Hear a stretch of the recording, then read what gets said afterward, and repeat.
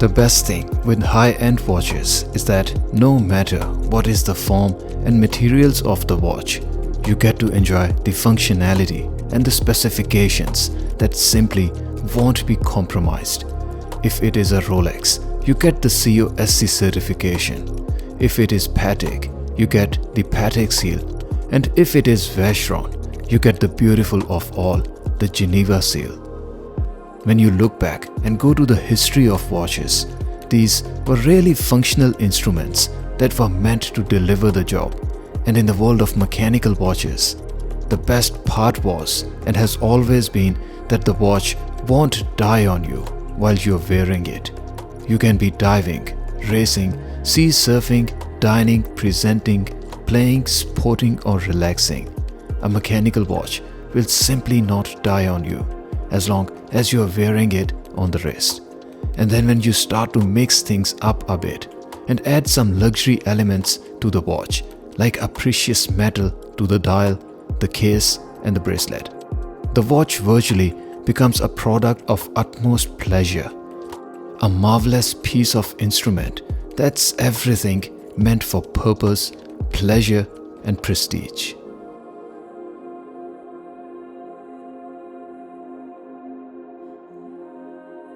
Rolex are masters in the craft of watchmaking, and quite possibly they are the only mass-produced watch manufacturers where there's 1 million watches made every year. Yet you can't get any from the authorized dealer. You can't just walk into an AD and expect the watch you are after. In the crazy times and the world we live today, I should probably rephrase my words to say you can't just walk into an AD and expect basically any Rolex.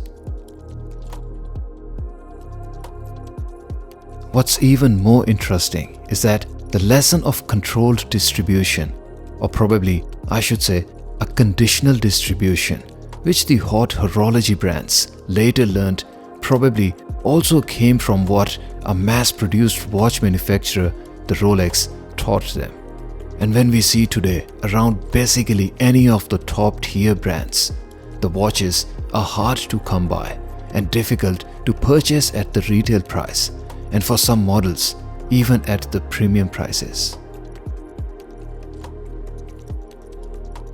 Where there's a smoke, there's a fire, and where there's a hype, there's a basis for success.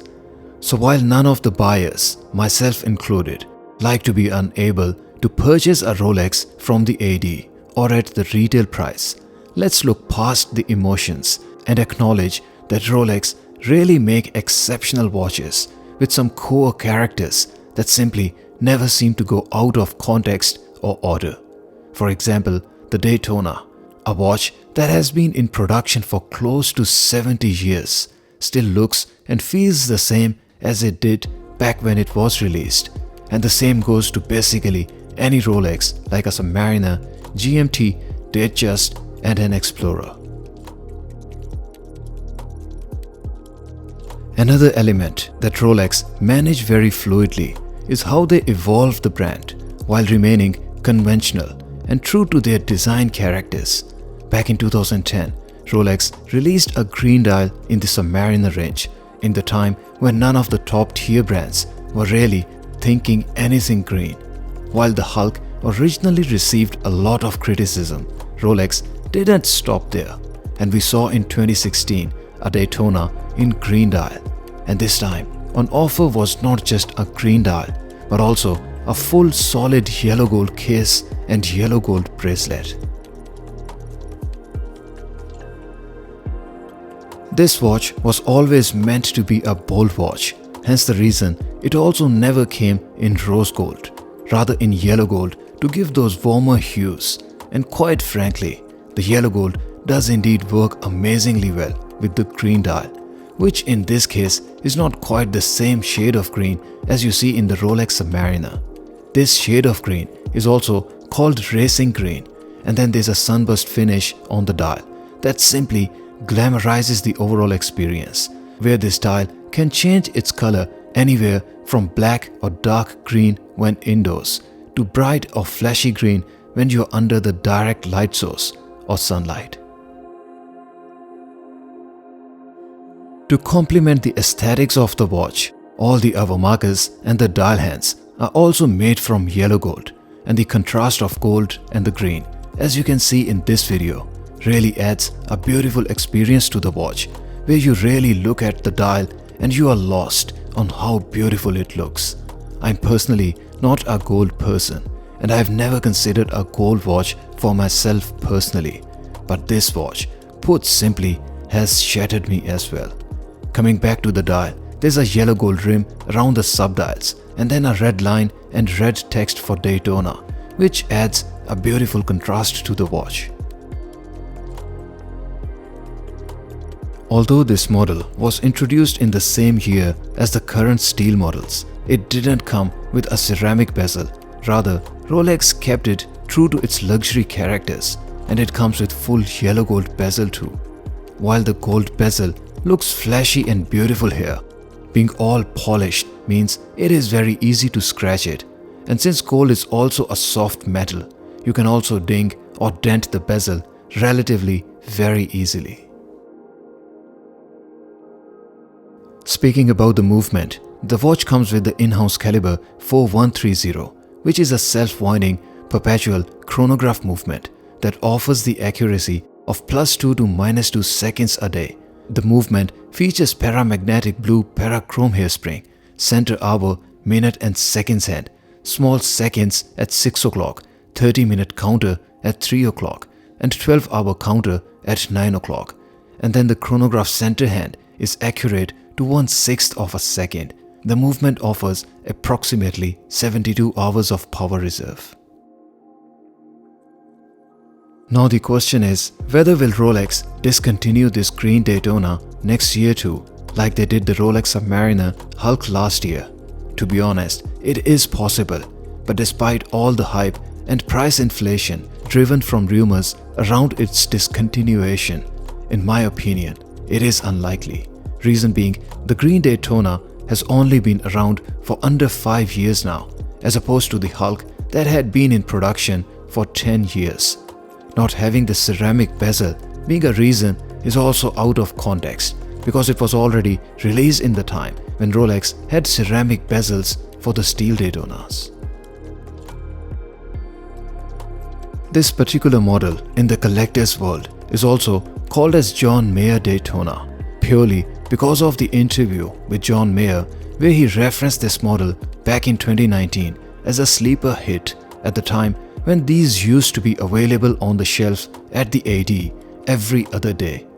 That interview has indeed played a major role in uplifting the demand of this model, in addition to the green dials becoming the latest trend. And now, not that you can't get it at retail price easily, the secondary market price on these is more than double. On the wrist, the Daytona in yellow gold and then the green dial wears and looks like an absolute Rolex dream. Its dimensions of 40mm on the paper will make you think that it is a large watch, but in reality, this watch is not even 39mm in size. I will add the link to my blog in the pinned comment below, where I've discussed all the dimensions of Daytona. The lug-to-lug height of the watch is 46.7mm, and since my wristband is 55mm and the wrist size is 6.5 inches, you can see that it does not flare out of my wrist, thanks to shiny bracelet with those polished center links and then the sheen from the yellow gold. The watch is indeed mostly a formal watch, and you virtually can't dress it down. It is a loud watch, and it is meant to be a bold and a statement piece. The case thickness is 12.25mm, and it does not look thick for a sports watch.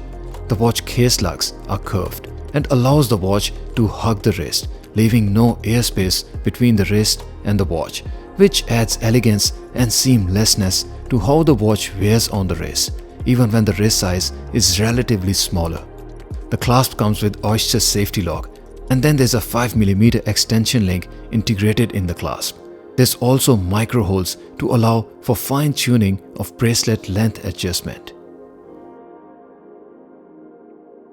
The Rolex Daytona itself is such a significant and important watch in the Rolex line that if you can only have one Rolex in your collection, you'd be pretty much looking at having a Daytona.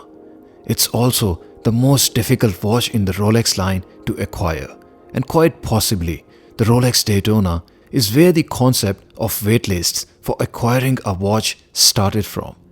When you make it in yellow gold and then add a green dial, the ingredients are bound to make it a hit, or as John Mayer said, a sleeper hit. Well, it's not quite a sleeper in terms of its looks, but it was a sleeper in terms of its demand initially. If anything, this is quite possibly the most noticeable and loudest watch in the whole Rolex range. And aesthetically, dimensionally and visually, it is such a masterpiece that you really can't think of how to better it from what it is. And when the ingredients are hitting just right for the current Daytona, yet Rolex want to make the size bigger, how about I throw it out in the wild? What if Rolex keep it as is, and as we have an Explorer 2 and Yacht Master 2, we see a Daytona 2.